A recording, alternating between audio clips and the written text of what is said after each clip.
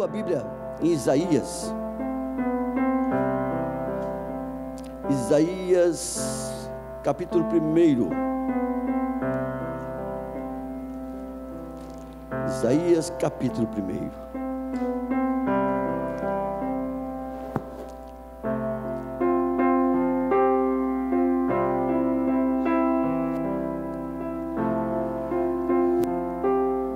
Profeta Isaías, capítulo 1, verso 18. Diz assim: olha, 20. E então, argue-me, ou seja, vamos aqui discutir, vamos argumentar, diz o Senhor, ainda que os vossos pecados sejam como escarlata, e eles se tornarão brancos como a neve, ainda que sejam vermelhos como o carmesim, se tornarão como a branca lã. Quem está falando isso, amados? É Jesus, é Deus, amém, é Jesus também, é Deus quem está dizendo. Lá não diz, lá na parte A do versículo 20, então argue-me, diz o Senhor, ainda que os vossos pecados sejam como escarlata, eles se tornarão brancos como a neve, ainda que sejam vermelhos como o carmesim, se tornarão como a branca lã. Olha, se quiserdes e ouvirdes, comereis o bem desta terra. É a promessa de Deus, amados. Nós muitas vezes nos privamos da graça, da bondade, da misericórdia, do amor de Deus. Ele diz que os nossos pecados, uma vez confessado, Ele lança lá no quintal da tua casa. É isso? Onde que Ele lança o teu pecado? No mar do esquecimento. Mas a gente de vez em quando quer pescar, não é? A gente quer sentar no barranco lá do mar do esquecimento, falar: mas eu pequei tanto, ai, mas eu matei tanto passarinho, ai, eu fiz tanta coisa errada, fica tentando pescar. Não, amados, o pecado confessado, ele merece perdão, e Deus sempre estará de braços abertos para nos perdoar, para nos trazer de volta. O pastor do campo, ele tem um cajado. Naquele cajado ele tem uma argola, né? Ele tem uma argola, e o cajado não é para bater na ovelha, o cajado é para dar com o cabo no lobo, quando ele ataca a ovelha. As ovelhas, elas entram no meio dos espinhos. Na Palestina, o campo tem muitos aqueles arbustos espinhudos, aquela coroa que colocaram na cabeça de Jesus, os tamanhos do espinho, para você ter uma ideia, mais ou menos. As ovelhas muitas vezes entram no meio do espinheiro, e o pastor não consegue entrar lá. Então ele, com aquela argola do seu cajado, ele avança, enfia no pescoço da ovelha e traz para o seu regaço. Isso tem um significado tremendo, amados. Jesus não é o teu pastor, você é a ovelha dele. Ele muitas vezes vai lá te buscar lá no meio daquele espinheiro que você se enfiou, vai buscar você lá naquele lamaçal que você lá se enterrou. Jesus, Ele te ama, amados. Paulo chega a dizer: o amor de Deus, ele me constrange. Tamanho é o amor de Deus. Nós somos volúveis, a gente ama aqueles que nos faz bem, aquele qual nós queremos bem, ou aqueles que nos querem bem. Mas Deus não. O amor dele é constante, ele não oscila. O amor dele é constante. Se está tudo bem, ele te ama. Se você pecou, ele continua te amando. Para um grande pecador, um grande Salvador. Aonde abundou o pecado, superabundou a graça de Deus. Isso é vitória, amados. Isso é tudo que Deus tem para você. Por isso, não se cale, não se prostre, não se dê por vencido, não se dê por derrotado, porque Deus elaborou todo um projeto para você, para te salvar. para te dar o melhor desta terra. Se ouvirdes a minha voz, comereis o melhor desta terra. Amém, igreja? Você acredita nisso ou não? Vai ficar cabisbaixo aí ou não? Não, levanta a tua cabeça e glorifique a Deus, em nome de Jesus. Não permita que o diabo te tape a tua boca, te abate, te entristeça. Ele é astuto, muitas vezes ele nos pega de surpresa, mas eu quero dizer para você que aquele que habita em vós é maior do que ele. Amém? Aquele que habita em nós é maior do que aquele que está no mundo, amados. A vitória é nossa, porque Jesus já ganhou a nossa batalha. Amém? Abra a tua Bíblia no livro de 1 Tessalonicenses.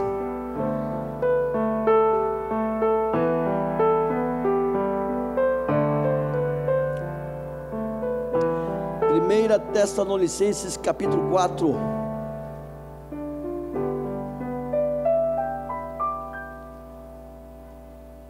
Do verso 13 ao 18, depois do capítulo 5, do verso 1 a 11, continuando, né? O livro de 1 Tessalonicenses, ele está lá no Novo Testamento, ele está antes de Apocalipse, depois de Mateus.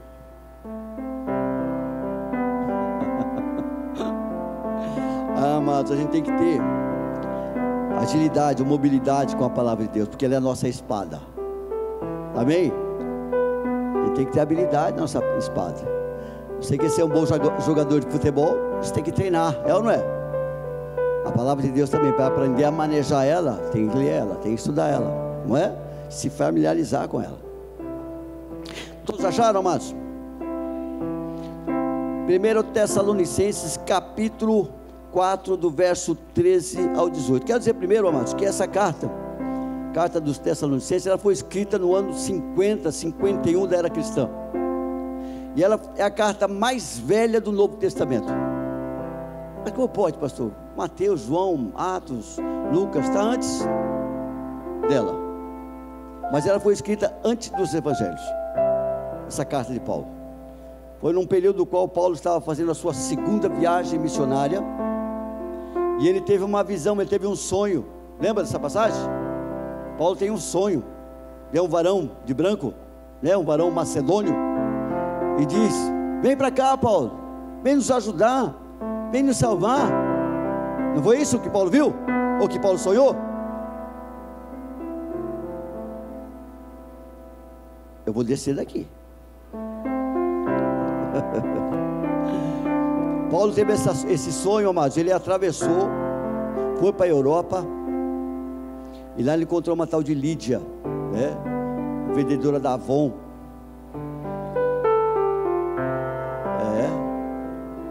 Não foi não? Ela era vendedora de púrpura, não é? É perfume. Só que mudou o nome, hoje é Avon.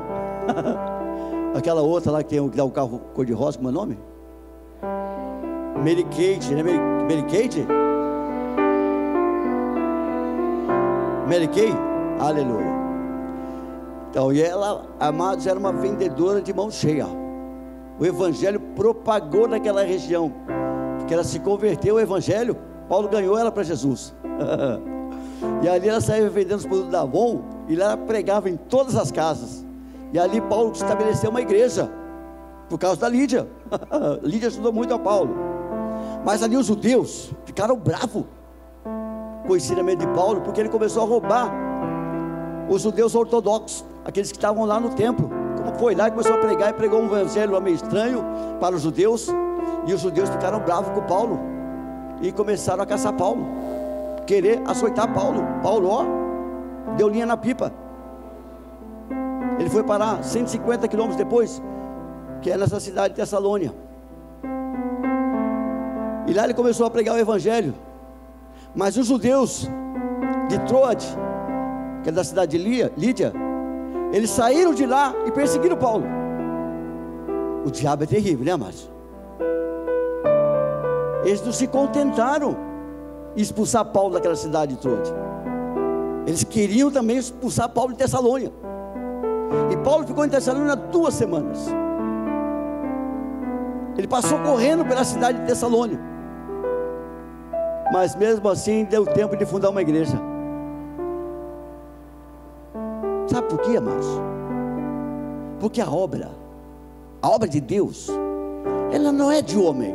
Aleluia. A obra de Deus é de Deus. É Ele quem faz, é Ele quem opera. Nós muitas vezes buscamos desculpas, argumentos. Eu não tenho tempo de fazer uma visita no hospital.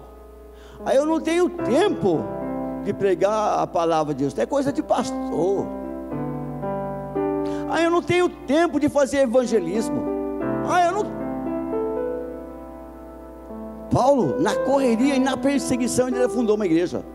Ele não a fundou, ele fundou uma igreja, que é a igreja de Tessalônia. E ele ficou ali 2 semanas só. Ele pregou ali para 2 famílias ali, e o evangelho cresceu, se formou uma igreja. Passado um período, ele manda Timóteo. Ele estava preocupado com essa igreja.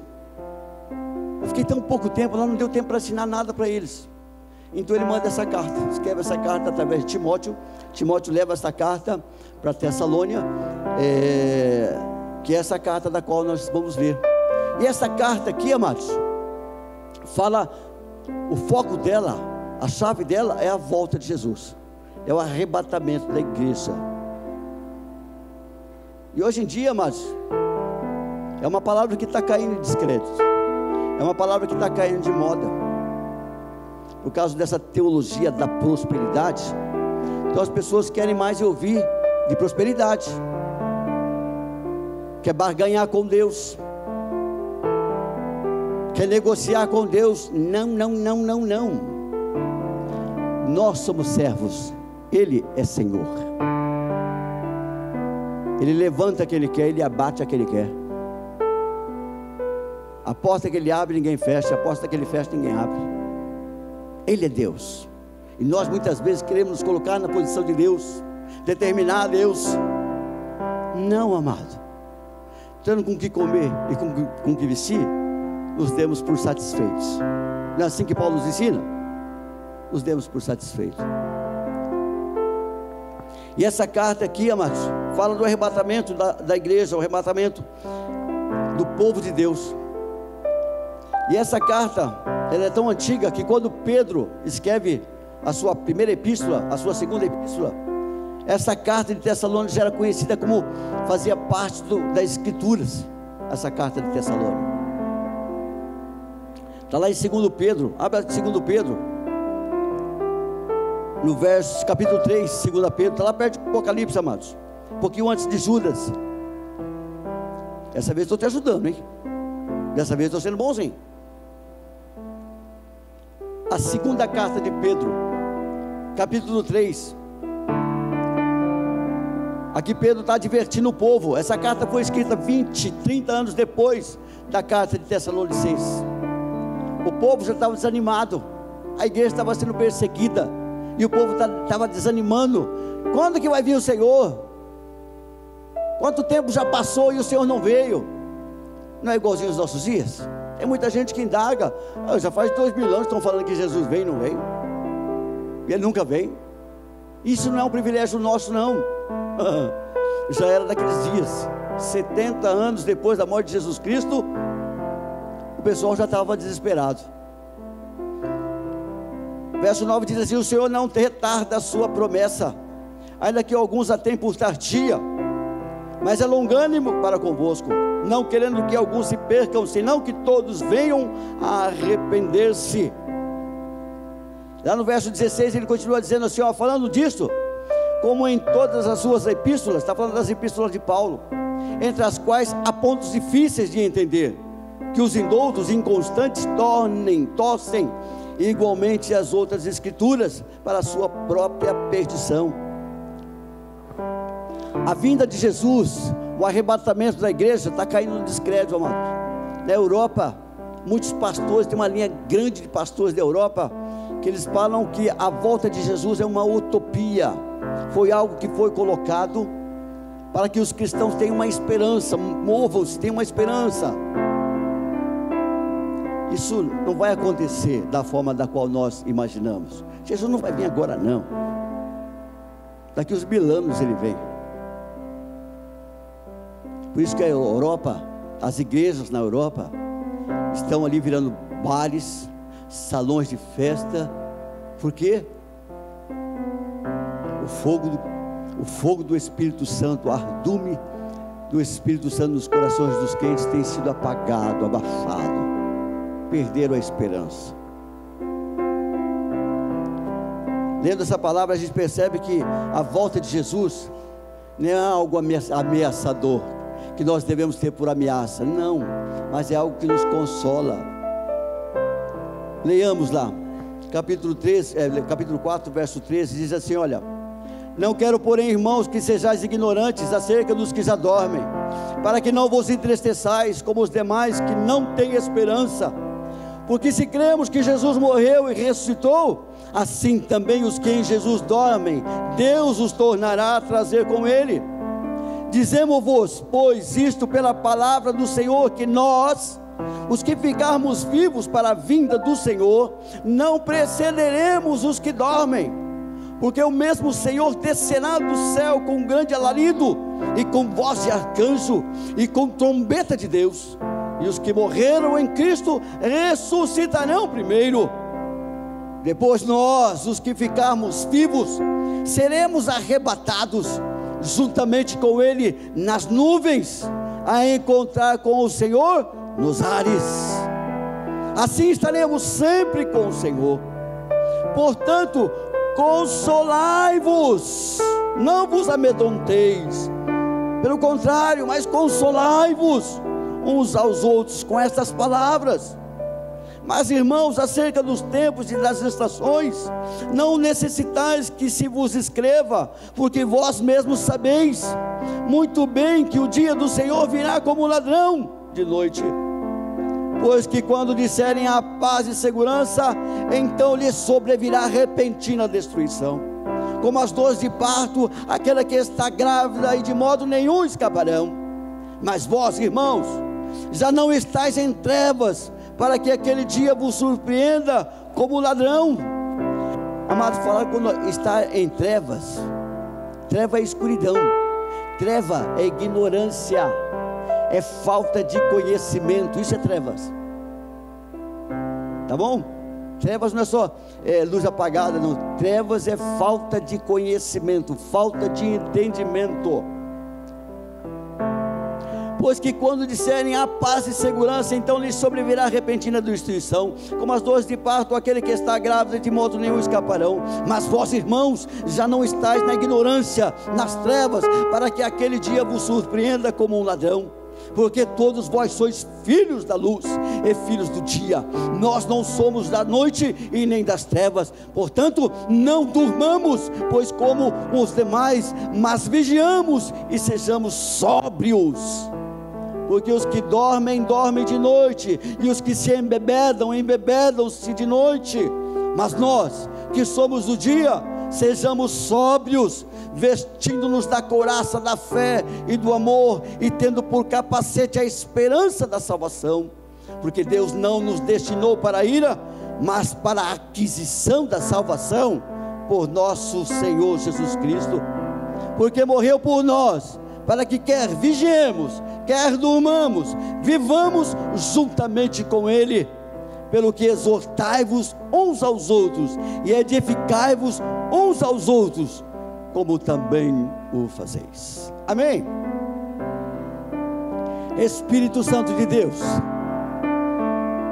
o Senhor se faz presente nesse lugar, Senhor. Nós podemos, ó Pai, sentir a Tua presença, Senhor amado, porque Tu és bom, Tu és longânimo, ó Pai amado, e onde há a presença há a liberdade, Senhor. Obrigado, Senhor meu Deus, por este momento do qual o Senhor preparou para que aqui nós estivéssemos, para meditarmos na Tua palavra, para sermos ministrados pela Tua palavra, Senhor. Fala com os nossos corações, ó Pai. Abre o nosso entendimento, abre a nossa mente, nosso ouvido espiritual, Senhor, para que possamos receber de bom grado aquilo que o Senhor tem para falar conosco. Caia por terra toda a incredulidade, toda a prepotência, Pai amado, caia por terra no nome de Jesus, pois nós somos filhos teus, e Tu és o nosso Pai. Aleluia. Amém, igreja. Já naqueles dias, os irmãos, os crentes, por causa da perseguição, por causa das dificuldades, havia passado ali uma média de 50, 60 anos mais ou menos, quando Pedro escreve essa carta, e o povo já estava desanimado. Jesus não vai vir não. Eu já vi muitos comentários, pessoas comentando, não é de hoje que dizem que Jesus está voltando, há mais de 2000 anos já que Jesus está voltando, Jesus vai voltar.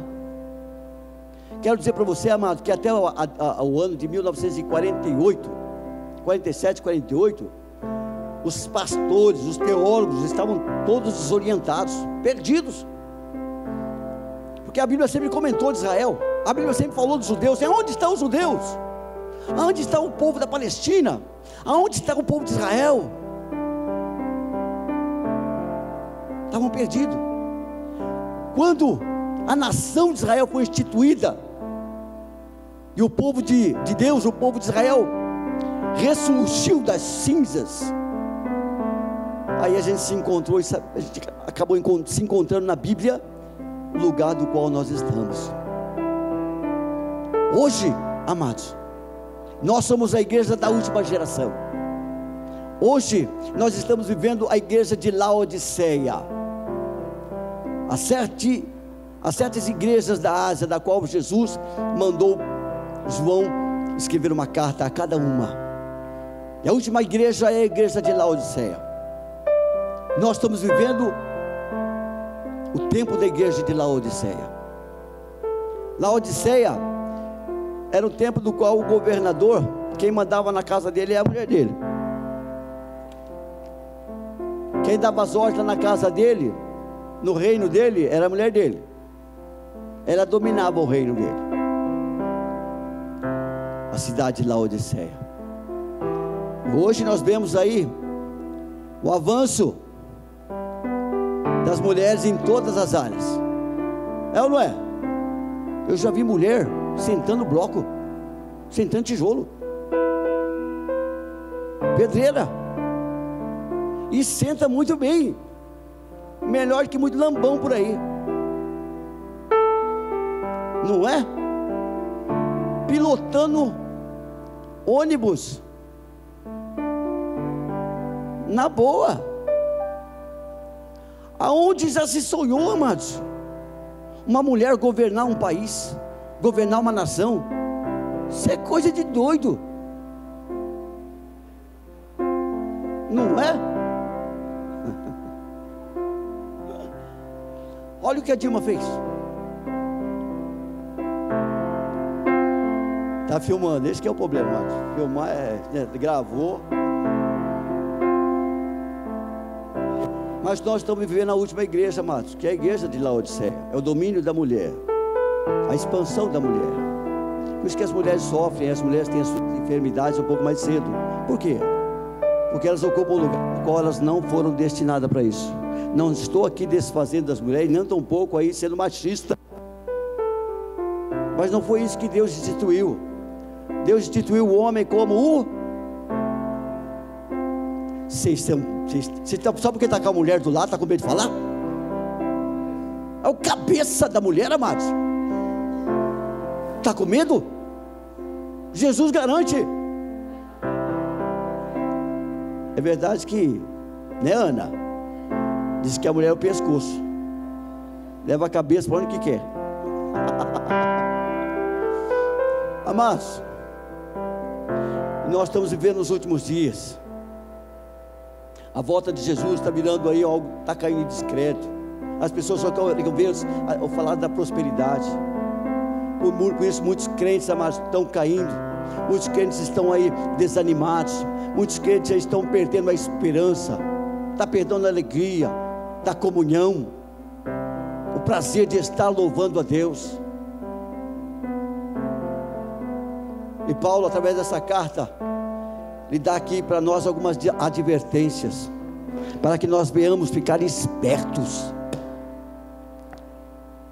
Amados, nós somos bombardeados 24 horas por dia, pela internet, pela televisão, pelos meios de comunicações, o Zap, que é só Deus na causa desse Zap, Facebook. Tem gente que coloca no Facebook, parece que é como que chama aquele, o diário dele. Saí agora, fui para o mercado, estou voltando para casa, comprei isso, comprei aquilo, o ladrão só está de olho nele. Espera aí que estou seguindo ele. Nós somos bombardeados, amados. Os nossos ouvidos, eles recebem muita informação. Isso muitas vezes nos desanima. Isso muitas vezes nos abate, nos entristece. Até mesmo quando a gente ouve do irmão, ouve uma cara feia do irmão, isso nos desanima. Ah, não quero mais ir para a igreja. Ah, não estou com vontade de louvar a Deus. Ah, eu não estou com vontade de orar.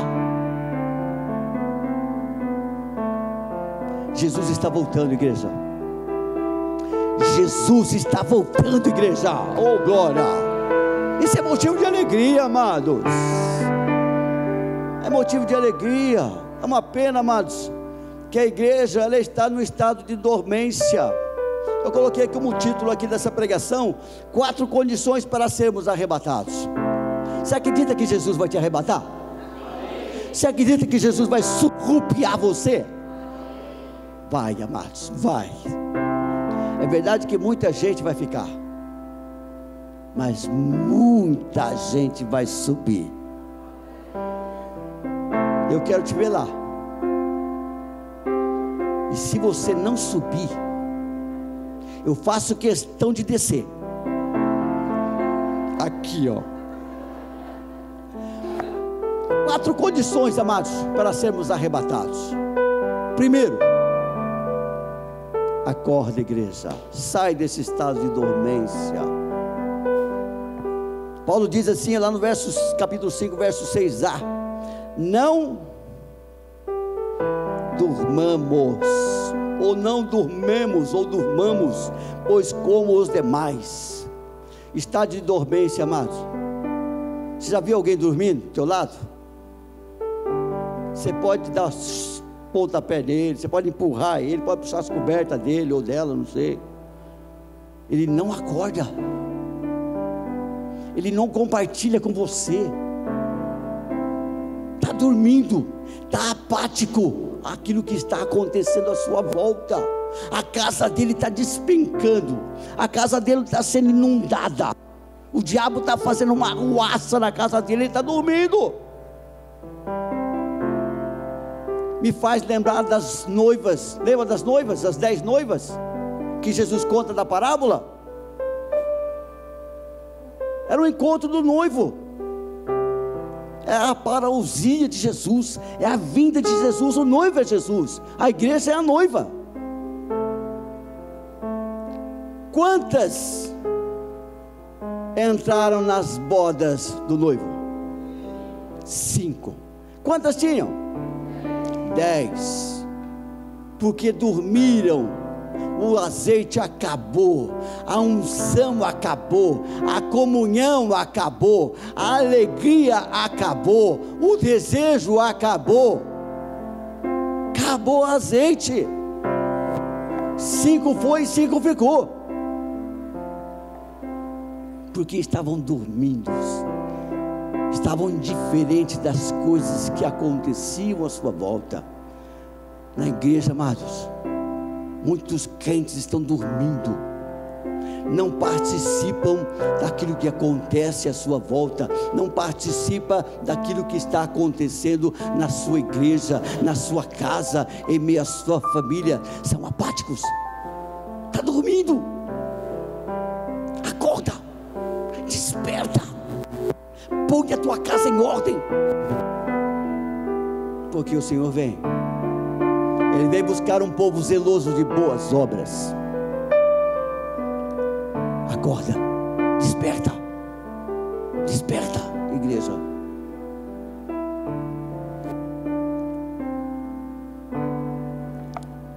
Outra instrução que Paulo nos dá aqui: fiquem atentos,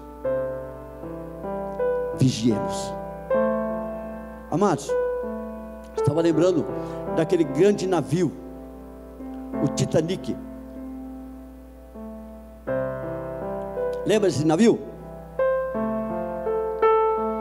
Por que ele afundou, amados? Eles não viram um iceberg, não é? Você viu como eu falei difícil? Iceberg. Ele bateu nesse iceberg, nessa pedra de gelo, porque alguém não vigiou, porque alguém não estava atento. Esse barco pode ser o barco do teu casamento, esse barco pode ser o barco da tua família, esse barco, ele pode ser a tua fé. Se nós não vigiarmos, amados, a gente vai naufragar, a gente vai afundar. Vigia. A Bíblia chama os vigias de atalaia. Quem era o atalaia? Ele ficava em cima do monte, porque Israel sempre viveu em guerra, amados, e até hoje é assim. É ou não é? A gente que é um povo abençoado, mas nós temos uma nação abençoada. É que infelizmente nós temos uma raça, uma cambada aí que só Deus na causa. E algo parece que é cultural. A vantagem, querer ter vantagem, parece que é cultural isso. Quando os bandeirantes vieram aqui para o Brasil, não é? Era tudo bandido, era tudo assassino, era tudo ladrão. Juntou com os índios aqui, olha o que deu. Deu vocês aí, ó.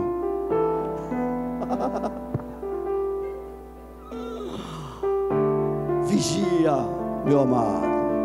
Nós temos que vigiar. O inimigo está lá afrontando, o inimigo está preparando uma armadilha para você. Você está vendo lá, e muitas vezes está aí dormindo. Vigia, fica esperto. A Bíblia diz que nós devemos fugir da aparência do pecado. É ou não é? Fugir da aparência do pecado. Mas tem crente aí que está levando a vida, empurrando com a barriga, a vida leva eu e assim por diante. Vigia, meu amado. Lembra de Pedro? Pedro era o cara. Jesus, não, que deixa comigo. Se alguém se levantar contra o Senhor, eu estou lá. Eu dou minha vida pelo Senhor. Foi o que Pedro fazia. Qualquer coisa, puxa a espada. O que Jesus falou para ele? Pedro, o diabo tem pedido a tua alma. O diabo tem te cirandado, Pedro. Mas eu orei por você, Pedro. Eu orei por você, Pedro. E o Senhor vai te dar a vitória. Aleluia. Vigia. Fica esperto, meu amado. Fica ligado.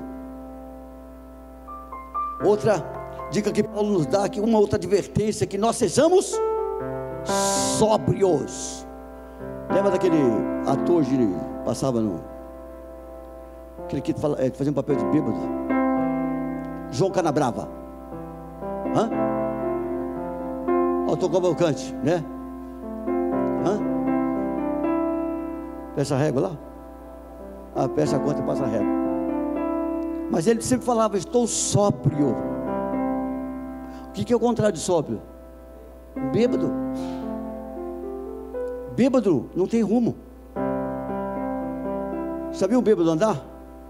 Ele trança as pernas de um lado para o outro, porque não tem firmeza. Seus pés estão cambaleando de um lado para outro. Tem muito crente que, em vez de estar embriagado no Espírito Santo de Deus, está embriagado com tantas outras coisas. Se ele fica bravo, se alguém o afronta, ele já quer se desviar, ele quer sair dos caminhos do Senhor, ele quer chutar o pó da barraca,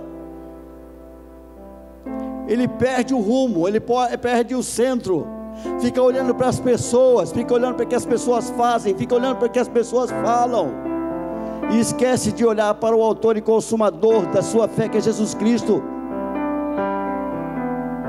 Sejamos sóbrios. Paulo chega a dizer que nós muitas vezes somos como nem folha seca, levados pelo vento de um lado para o outro. Aqui não está bom, eu vou para cá. Já casei uma vez, vou casar outra vez. Já casei outra vez, vou casar mais uma vez. Vai tentando, mas não tem pé firme, não sabe o que quer, não acredita no seu potencial, não tem os seus pés firmados sobre a rocha. Quem é a rocha, amados? Quem é Jesus? Quem é Deus? E a palavra onde fica? Jesus é a rocha é a palavra. A palavra de Deus, nós temos que estar firmados na palavra de Deus, na rocha que é Jesus Cristo, amados. Se nós estivermos firmados nas promessas de Deus, os ventos vêm, e a gente muitas vezes vai de um lado para o outro, mas os nossos pés estão firmes sobre a rocha que é Jesus. Tem que estar, amados. Sede sóbrios. A gente tem que ter objetivo, a gente tem que ter constância. Às vezes nós oramos a Deus: Senhor, me dá um bom emprego, me dá um bom trabalho, eu preciso ganhar mais. De repente abre-se uma porta, oh glória, aleluia, ele fala até em línguas. É Deus quem abriu, é Deus quem operou, é Deus quem fez. Passa 1, 2 meses, porque geralmente quando você começa numa empresa, todo trabalho que você começa, o pessoal coloca você para carregar pedra, é ou não é? Aí a pessoa, não, esse negócio não é de Deus não, esse negócio aqui é de qualquer outro, mas não é de Deus não. Inconstância, não está firme. É Deus que tem controle sobre a tua vida, meu amado. É Deus quem te sustenta. A tua vida não gira em torno de você, a tua vida gira em torno de Cristo Jesus. Seja sóbrio, seja constante, seja firme. E por fim, Paulo aqui nos adverte para que nós estejamos preparados. O dia mau vem para todos. O dia mau vem para todos, amados. E a gente deve estar preparado para esse dia. Nós estamos em meio a uma guerra. Se você não matar, você vai morrer. Porque o diabo, ele não se compadece de você. O diabo, ele não vai ter dó de você. Tem muito crente que está sendo bombardeado, está baleado, está ferido, está caído, está prostrado, está doente, porque foi atingido por uma palavra, uma seta, uma lança do diabo. Não tem mais alegria, perdeu a sua satisfação, perdeu a sua motivação. Paulo nos adverte que nós devemos estar preparados, mas nós que somos os dias, sejamos sóbrios, vestindo-nos da couraça da fé e da caridade, e tendo por capacete a esperança da salvação. Meu amado, não deixe, não permita que roubem a tua esperança. A tua esperança não é o governo Temer, a tua esperança não é o governo Bolsonaro, nossa esperança não é o governo do Trump, que ele vai dar Trump para todo mundo, vai dar trabalho para todo mundo, Trump. A tua esperança é Jesus Cristo. A tua esperança é a volta do Senhor, pois Ele vem, amados. Ele vem para te salvar, Ele vem para te curar, Ele vem para te restaurar, Ele vem a trazer transformação, Ele vem te encorajar. É nele que a tua esperança tem que estar posta, meu amado. Não olhe nem para a direita, não olhe para a esquerda, mas olhe para o autor e consumador da vossa fé. O mundo tem um encantamento E esse encantamento muitas vezes ele nos ilude, ele nos prende, ele nos amarra, ele nos arrasta e rouba do nosso coração essa alegria, essa satisfação, essa esperança tão doce. Porque ele vem buscar o seu povo. E digo para você, se ele não vier, a gente vai até ele. Você quer assim ou não? Em nome de Jesus. Vamos colocar de pé. Concluindo aqui, meus queridos, acorda, desperta. Por isso é que foi dito: desperta, ó tu que dormes, levanta-te dentre os mortos, e Cristo resplandecerá sobre ti. Fique atento, amados. O diabo tem tentado cirandar a tua casa, a tua vida, roubando a tua esperança, roubando a tua alegria, querendo roubar a tua alegria. Vigia, repreenda, lute, se revista dessa armadura.